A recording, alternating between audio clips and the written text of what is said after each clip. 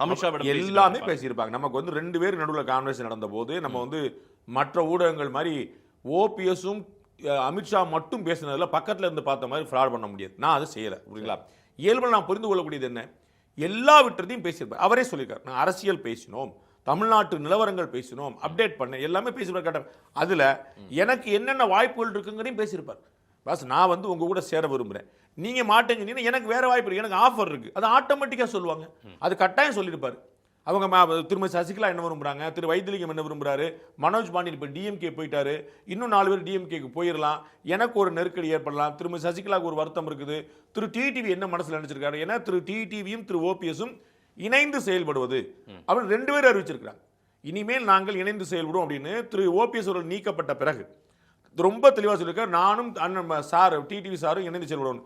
அவரும் சொல்லியிருக்காரு, நானும் சேர்மனும் இணைந்து செயல்படுவோம். 2 பேருமே சொல்லியிருக்காங்க. ஸோ இந்த விஷயம் திரு டிடிவி சேர்த்து உள்ள கொண்டு வருவதற்கான ஏற்பாடாக இருக்கும்.